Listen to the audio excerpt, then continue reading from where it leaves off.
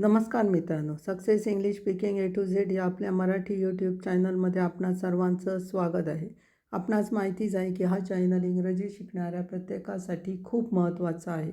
त्याप्रमाणे आम्ही प्रयत्न करत आहोत आणि पुढेही आम्ही आमचे प्रयत्न असेच चालू ठेवणार आहोत. तुम्ही जर आजच आमच्या चॅनलला भेट देत असाल तर कृपया तुम्ही आमच्या पूर्वीचे व्हिडिओ बघा आणि स्टेप बाय स्टेप करत करत इथपर्यंत या, म्हणजे तुम्हाला सगळं व्यवस्थित लक्षात राहील. आमचा चॅनल फक्त छोट्यांसाठीच आहे असं समजू नका.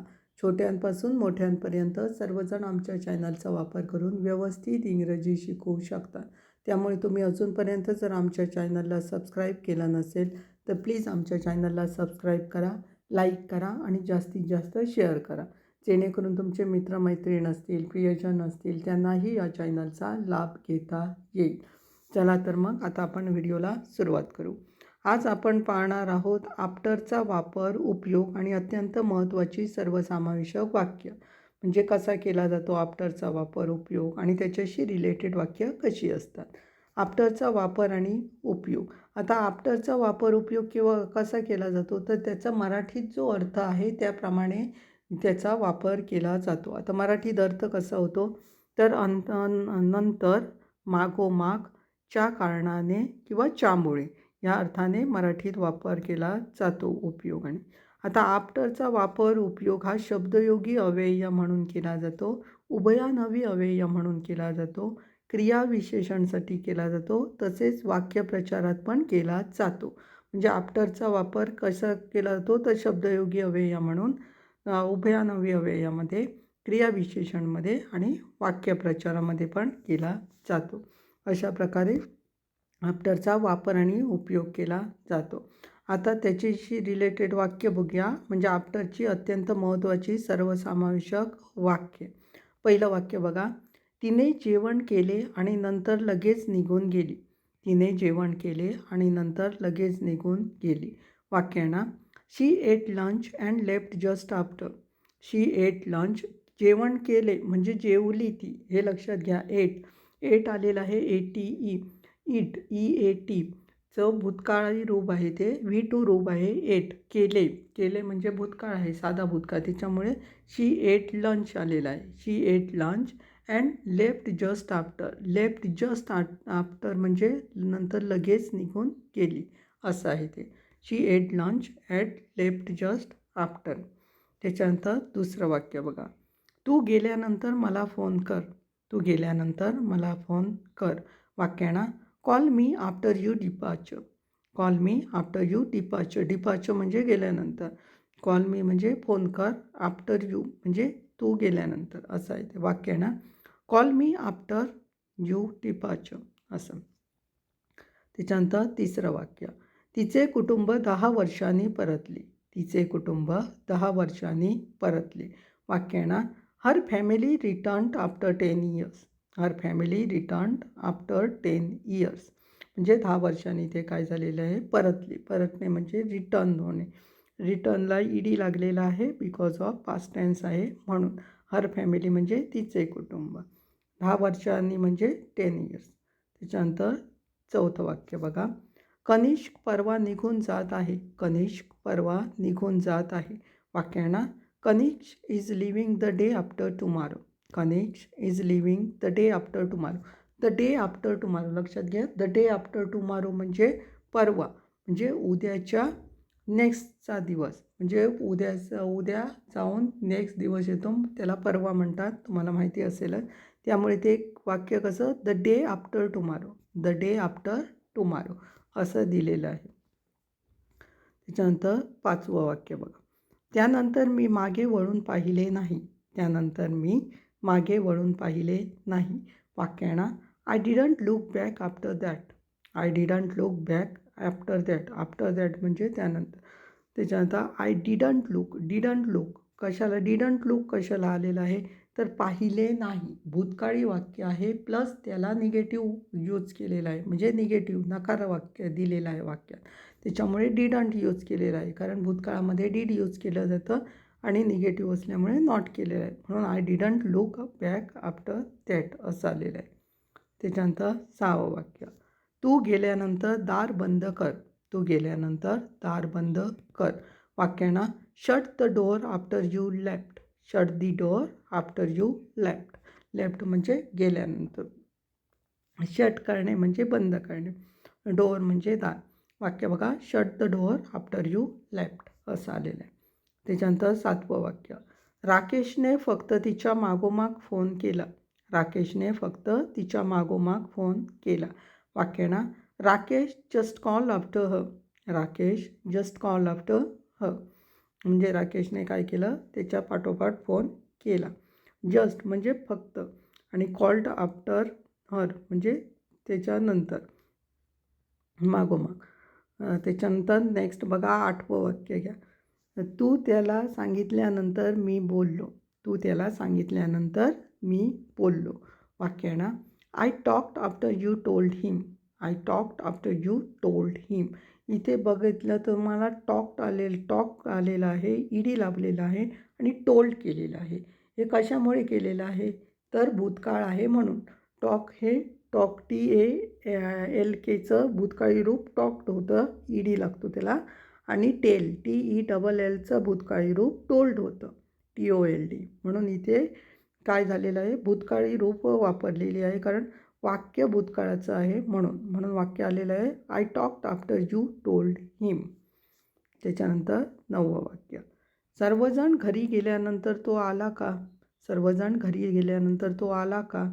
Questions mark. इथे आला का, इथे आला का म्हणजे भूतकाळ आहे, साधा भूतकाळ आहे. म्हणून साध्या भूतकाळात सहाय्यकारी क्रियापद काय वापरलं जातं, टीड वापरलं जातं. आता इथे साधा भूतकाळ सहाय्यकारी क्रियापदाची गरज कशाला पडते, कारण इथे प्रश्नार्थक वाक्य आहे. प्रश्नार्थक वाक्यामध्ये सहाय्यकारी क्रियापद यूज केलं जातं म्हणून डीड यूज केलं जातं, कारण साध्या भूतकाळामध्ये डीड यूज केलं जातं सहाय्यकारी क्रियापद म्हणून डीड आलेलं आहे बघा. डीड ही अराईव्ह, ही म्हणजे तो arrive after everybody had gone home. Did he arrive after everybody had gone home and questions mark म्हणजे सगळेजण गेल्यानंतर. एव्हरीबडी हॅड गॉन घरी गेल्यानंतर, सर्वजण घरी गेल्याबद्दल, म्हणून एव्हरीबडी हॅड गॉन होम असं आलेलं आहे. पहिलं आलेलं आहे did he arrive after everybody had gone home and questions mark आलेलं आहे. त्याच्यानंतर 10वं वाक्य, मनीषा संध्याकाळी 6 नंतर घरी येईल. मनीषा संध्याकाळी 6 नंतर घरी येईल. वाक्य आहे ना, Manisha will be home after 6 PM. Manisha will be home after 6 PM. 6 PM म्हणजे 6 नंतर. विल बी यूज केलेलं आहे कारण भविष्यकाळ आहे. येईल आलेली नाही, येणार आहे, त्याच्यामुळे भविष्यकाळ यूज केलेला आहे, फ्युचर टेन्स यूज केलेला आहे. म्हणून Manisha will be home after 6 PM असं आलेलं आहे. त्याच्यानंतर 11वं वाक्य, इतक्या प्रवासानंतर थकवा जाणवणे सामान्य आहे. इतक्या प्रवासानंतर थकवा जाणवणे सामान्य आहे. वाक्य आहे ना, it's normal to feel tired after such a long trip. It's normal feel tired. Feel tired म्हणजे काय, थकवा जाणवणे. टायर्ड होणे म्हणजे थकवणे. फील म्हणजे काय होणे, जाणवणे. After such a long trip. After such a long trip म्हणजे इतक्या प्रवासानंतर असं आहे ते. It's normal to feel tired after such a long trip. त्याच्यानंतर 12वं वाक्य, रात्रीच्या जेवणानंतर दररोज 2 गोळ्या घ्या. रात्रीच्या जेवणानंतर दररोज 2 गोळ्या घ्या. वाक्य आहे ना, take 2 pills after dinner. Take 2 pills after dinner. After dinner म्हणजे जेवणानंतर, रात्रीच्या जेवणानंतर. डिनर म्हणून रात्रीच्या जेवणानंतर. त्याच्यानंतर 13वं वाक्य, आपण दुपारच्या जेवणानंतर यावर चर्चा करू शकतो का. आपण दुपारच्या जेवणानंतर यावर चर्चा करू शकतो का. क्वेश्चन्स मार्क आलेला आहे. शकणेसाठी कॅन यूज केलं जातं म्हणून कॅन वापरलेलं आहे, कारण जो प्रश्न आहे त्याचं उत्तर हो किंवा नाही आहे. हो किंवा नाही असेल तर ॲक्झिलरी वर्बने सहाय्यकारी क्रियापदाने सुरुवात होती. म्हणून वाक्य बघा, can we discuss about this after lunch. Can we discuss about this after lunch and questions mark आलेला आहे. लंच म्हणजे दुपारचं जेवण. लक्षात घ्या, दुपारचं जेवण म्हणजे लंच, रात्रीचं जेवण म्हणजे डिनर. हे तुम्हाला माहिती असेल तरी पण सांगतो, कारण दोन्ही वाक्यामध्ये बघा, 12व्या वाक्यामध्ये रात्रीचं जेवण आलेलं आहे, ते डिनरसाठी यूज केलेलं आहे. आणि 13वं वाक्य आहे ते दुपारचं जेवण आहे म्हणून लंच यूज केलेलं आहे. अँड ॲट लास्टला क्वेश्चन्स मार्क या 13वं वाक्य दिलेलं आहे, कारण तो क्वेश्चन मार्क, कारण ते प्रश्नार्थ वाक्य आहे. वाक्य बघा, can we discuss about this after lunch and questions mark आलेले. त्याच्यानंतर 14वं वाक्य, तुम्ही आधी किंवा पहिल्यांदा बोला, मी नंतर बोलेन. तुम्ही आधी किंवा पहिल्यांदा बोला, मी नंतर बोलेन. वाक्य आहे ना, you speak first, I will speak after. You speak first म्हणजे तुम्ही आधी बोला किंवा तुम्ही पहिल्यांदा बोला, म्हणून यू स्पीक फर्स्ट आलेलं आहे. मी नंतर बोलेन भविष्यकाळ आहे, म्हणून आय विल यूज केले आहे. I will speak after. त्याच्यानंतर 15वं वाक्य, चहानंतर आपण बैठक पुन्हा सुरू करूया का. चहानंतर आपण बैठक पुन्हा सुरू करूया का. वाक्य ना, shall we resume the meetings after T.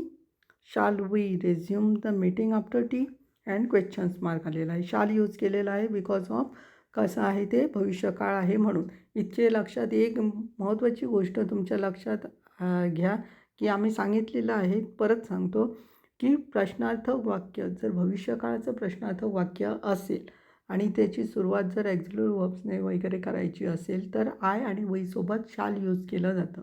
Will use करत नाही. विल यूज केलं तर ते रॉंग होतं. त्याच्यासाठी आय आणि वहीसोबत शाल यूज केलं जातं. त्याच्यामुळे बघा, आपण आहे, आपण म्हणजे वही होतं, त्याच्यासाठी शाल यूज केलेलं आहे इथे बघा. शाल वही आणि रेझ्युम करणे म्हणजे पुन्हा सुरू करणे. द मीटिंग म्हणजे बैठक, आफ्टर टी म्हणजे चहानंतर. वाक्य, shall we resume the meeting after tea and questions mark आलेले आहे. त्याच्यानंतर नेक्स्ट 16वं वाक्य, पावसानंतर झाडे लवकर वाढतात. पावसानंतर झाडे लवकर वाढतात. वाक्य ना, plants grow quickly after rain. Plants grow quickly after rain. Rain म्हणजे पावसानंतर, ग्रो होणे म्हणजे वाढणे, प्लांट्स म्हणजे काय, झाडे, क्विकली म्हणजे लवकर, असं वाक्य आलेलं आहे. Plants grow quickly after rain. साधं वाक्य आहे, साध्या वर्तमान काळाचं, त्याच्यामुळे ते वाक्य आलेलं आहे. Plants grow quickly after rain असं आलेलं आहे. थोड्या वेळाने किंवा थोड्या वेळानंतर मला कंटाळा आला आणि मी निघून गेलो किंवा गेली. वाक्य आहे ना, after a while I got bored and left. After a while I got bored म्हणजे काय झालं, मला कंटाळा आला. अँड लेफ्ट म्हणजे मी निघून गेलो. इथे लक्षात घ्या, तुम्ही म्हणत असाल की इथे आय लेफ्ट कशाला आलं नाही, कारण इथे ऑलरेडी दुसरं वाक्य आय गॉट बोर्ड हे आलेलं आहे. त्याच्यावरूनच आपल्याला लक्षात येतं की आपणच बोर्ड झालो, कंटाळा आला आणि मी निघून गेलो. त्याच्यासाठी परत रिपीटेड आय घेत नाही वाक्यामध्ये. डायरेक्टली अँड लेफ्ट म्हटलं की ते झालं. म्हणजे इथे मराठीमध्ये तुम्ही म्हणाल मी निघून गेलो किंवा मी निघून गेली असं असेल तर आय लेफ्ट यायला पाहिजे, तर त्याची गरज नाही, कारण ऑलरेडी तुमच्या वाक्यामध्ये आय आलेला आहे. त्याच्यावरून समजणाऱ्याला तेवढंसं पुरे आहे, म्हणजे तो ॲटोमॅटिकली तो समजून जाईल की तिथे तुमच्याविषयीच तुम्ही सांगतायत. म्हणून वाक्य बघा, after a while I got bored and left म्हणून. त्याच्यानंतर नेक्स्ट 18वं वाक्य, मी रात्रीच्या जेवणानंतर दात घासतो किंवा घासते. वाक्य आहे ना, I brush my teeth after dinner. I brush my teeth after dinner.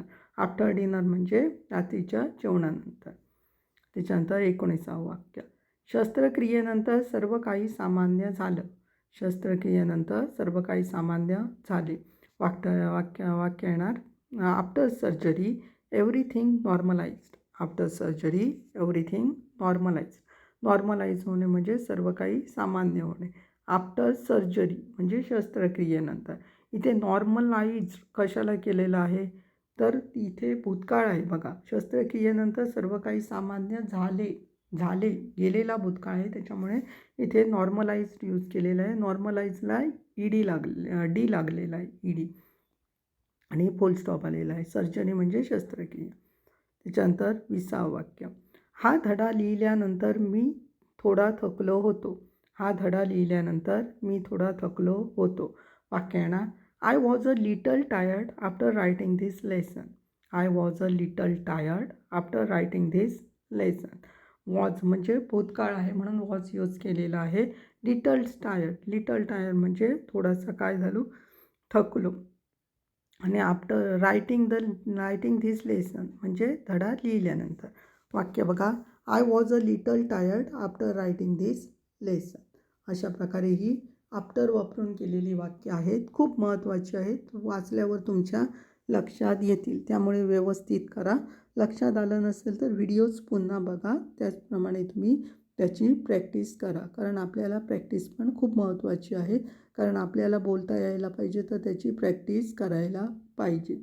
त्याचप्रमाणे आमचे सोशल मीडिया प्लॅटफॉर्म्स आहेत ते तुम्हाला माहिती असतील तरी आम्ही आठवण करून देतो तुम्हाला. आमचे सोशल मीडिया प्लॅटफॉर्म्स आहेत. फेसबुक पेज आहे आमचं इंग्लिश स्पीकिंग विथ स्वप्नील स्मिताचा भाऊ म्हणून.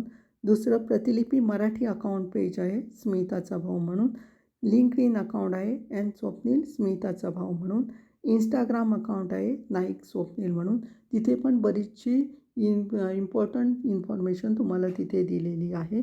त्यामुळे तिथे जाऊन पण आम्हाला फॉलो करायला विसरू नका. त्याचप्रमाणे आमचं एक अजून यूट्यूब चॅनल आहे शॉर्ट्सचा. तिथे आम्ही वर्ड्स देत असतो. त्याचप्रमाणे इम्पॉर्टंट जी काही नोट्स असतील ते पण आम्ही तिथे देणार आहोत. त्याच्यामुळे तिथे जाऊन पण आम्हाला काय करायला विसरू नका, सबस्क्राईब करायला विसरू नका.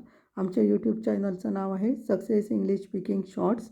त्याची यूट्यूब चॅनल लिंक आहे https://www.youtube.com/@स्वप्नील नाईक A1.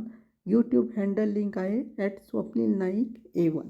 त्यामुळे तिथे जाऊन पण आम्हाला सबस्क्राईब करायला विसरू नका. त्याचप्रमाणे तुमच्या मित्रमैत्रिणींशी शेअर करायला पण विसरू नका. म्हणजे त्यांनाही या चॅनलचा फायदा होईल. चला तर मग आता आपण भेटणार आहोत नेक्स्ट व्हिडिओजमध्ये. तोपर्यंत धन्यवाद.